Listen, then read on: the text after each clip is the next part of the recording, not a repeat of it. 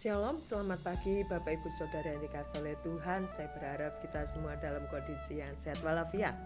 Puji Tuhan, damai sejahtera Allah kiranya terus melingkupi kehidupan kita sekalian. Puji Tuhan, mari kita berdoa bersama-sama Bapak Ibu. Bapa di dalam surga yang kami kenal dalam nama Tuhan Yesus Kristus, pada pagi hari ini kami sungguh bersyukur Tuhan bisa menikmati semua karya Tuhan, dan kami sungguh beruntung Tuhan Yesus. Terima kasih Bapa di dalam surga, dan jika sebentar kami mau merenungkan firman-Mu Tuhan, biarlah Tuhan boleh menjamah kami sehingga kehidupan kami semakin dekat dengan Tuhan, semakin bertumbuh dalam kebenaran firman-Mu. Di dalam nama Tuhan Yesus, haleluya, amin. Puji Tuhan.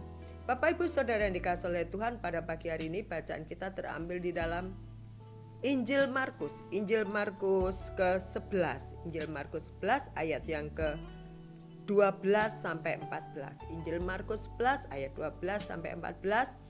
Pada pagi hari ini saya akan memberikan tema yaitu pohon ara. Puji Tuhan.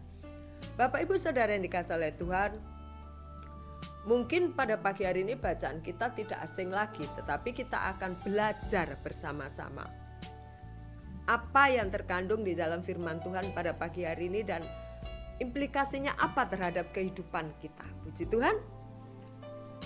Saya akan membacanya di dalam Injil Markus 11 ayat yang ke-12 sampai 14. Dengan perikop Yesus mengutuk pohon ara. Keesokan harinya sesudah Yesus dan ke-12 muridnya meninggalkan Betania, Yesus merasa lapar. Dan dari jauh ia melihat pohon ara yang sudah berdaun. Ia mendekatinya untuk melihat kalau ia mendapat apa-apa pada pohon itu. Tetapi waktu ia tiba di situ, ia tidak mendapat apa-apa selain daun-daun saja. Sebab memang bukan musim buah ara. Maka katanya kepada pohon itu, jangan lagi seorang pun makan buahmu selama-lamanya. Dan murid-muridnya pun mendengar. Bapak Ibu Saudara yang dikasihi oleh Tuhan, selain Injil Markus, Injil Matius juga menceritakan tentang pengutukan pohon ara. Kalau kita membaca keseluruhannya, maka ada juga dikatakan di sini tentang sebuah gunung, ya, sebuah gunung. Maka pengaplikasiannya akan panjang sampai ke bagaimana kita beriman kepada Tuhan. Oleh sebab itu, saya mengajak Bapak Ibu Saudara sekalian untuk kita belajar hanya di dalam Injil Markus 11 saja. Injil Markus 11 ayat 12 dan 14. Sekali lagi Bapak Ibu, kalau kita membaca keseluruhan sampai ayat yang ke-26, di situ juga ditulis oleh Markus ini, ya, yaitu tentang perpindahan gunung. Lalu kita akan menuju kepada bagaimana iman kita pada Tuhan. Sekali lagi pada pagi hari ini kita akan belajar di dalam Injil Markus 11 ayat 12 sampai 14. Bapak Ibu Saudara sekalian dikasihi oleh Tuhan, tadi waktu saya membaca firman Tuhan dikatakan di sini yaitu Yesus merasa lapar waktu dia berjalan dan melihat pohon ara itu. Yesus berharap pada saat dia melihat pohon ara, dia akan mendapatkan atau bisa mengambil buah ara itu. Ya, dia berharap begitu Tuhan Yesus, tetapi ternyata tidak didapatinya. Tuhan hanya mendapatkan daun-daun saja. Sehingga Tuhan berkata begini di dalam ayat yang ke-14, jangan lagi seorang pun makan buahmu selama-lamanya, katanya. Dan murid-muridnya pun mendengarkannya. Waktu Tuhan Yesus datang melihat pohon ara itu, dia masih mendapati daunnya, Bapak Ibu ya, daunnya saja. Tetapi esok harinya Tuhan lewat di situ juga. Waktu Tuhan bilang, Tetapi waktu ia tiba di situ, ia tidak mendapati apa-apa selain daunan saja, sebab memang bukan musim buah ara. Meskipun esoknya ya, langsung total pohon ara menjadi kering sampai ke akar-akarnya.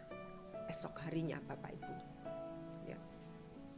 Alkitab di sini mengatakan firman Tuhan, yaitu karena memang bukan musim pohon ara. Sepertinya suatu dilema. Ya. Yesus kenapa sih kok mengutuk pohon ara itu? Padahal belum musim buah ara. Ya. Seorang pendeta yang ada di Skotlandia yang bernama Pendeta Christie mensurvei bahwa memang pohon ara itu waktu bertumbuh, dia akan bertumbuh daun dulu. Kalau Bapak Ibu Saudara sekalian suka bercocok tanam, tentu tahu ya. Keluar daun dulu. Setelah daun lebat, maka ada tunasnya. Ya, tunas. Dikatakan oleh Pendeta Christie ini bahwa pada waktu itu setelah keluar daun, lalu keluar tunas-tunas kecil sebesar kacang almond, ya, nggak besar, kecil.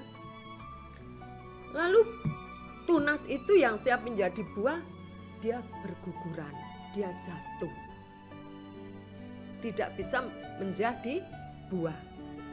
Ya. Sehingga di sini dikatakan belum musimnya, maka Tuhan tentunya tidak mendapati buah ara.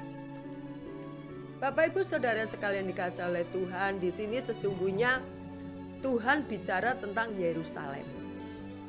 Bagaimana Yerusalem ini menolak kehadiran Sang Mesias. Sampai saat ini pun mereka tetap berharap bahwa Mesias itu belum datang. Kapan dia datang? Menangis di tembok ratapan.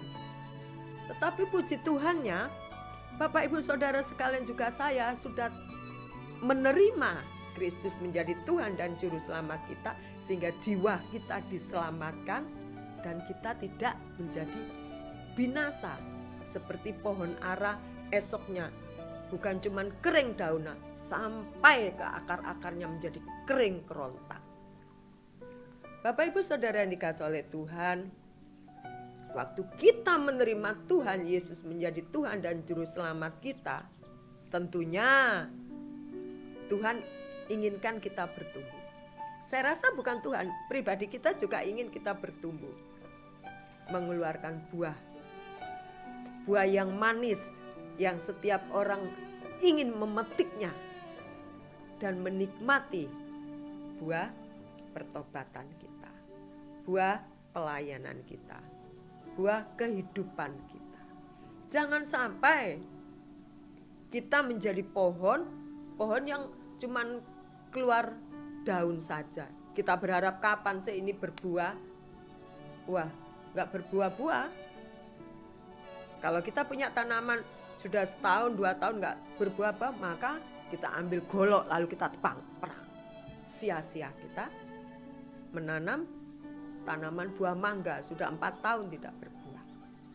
Oleh karena itu Bapak Ibu Saudara sekalian dikasihi oleh Tuhan, pada pagi hari ini kita melihat dalam satu sisi, konteksnya di dalam Injil Markus 11 ayat 12 sampai 14 saja.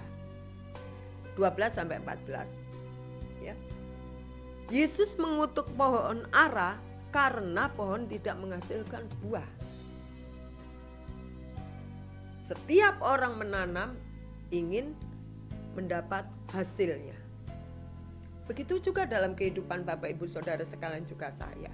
Tuhan ingin melihat hasil dari pertobatan kita, hasil dari pelayanan kita, supaya kita menjadi kesaksian bagi banyak orang lewat kehidupan kita, supaya kita bisa mewartakan Injil, mewartakan kabar sukacita kepada orang lain. Kalau orang lain, agar mereka juga diselamatkan seperti kita. Jangan sampai kita seperti Yerusalem, sudah mendengar Injil tetapi kita menolaknya.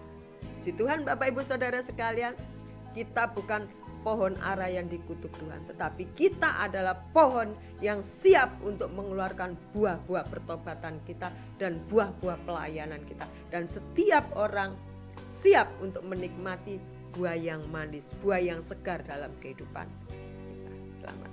Mari kita berdoa bersama-sama Bapak Ibu. Tuhan Yesus, terima kasih.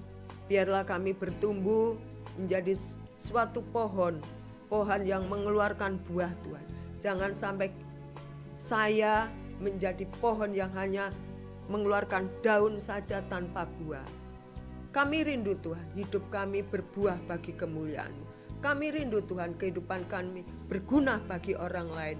Kami rindu kehidupan kami berguna Tuhan bagi kebesaran nama-Mu. Sehingga waktu kita diselamatkan, hidup kita sungguh-sungguh berarti di hadapan Tuhan dan juga sesama. Terima kasih Bapa di dalam surga.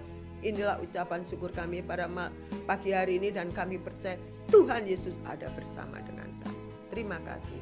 Haleluya. Amin. Selamat pagi Bapak Ibu Saudara sekalian. Biarlah setiap orang menikmati buah dalam kehidupan kita. Amin. Haleluya. Selamat pagi, Tuhan memberkati. Amin.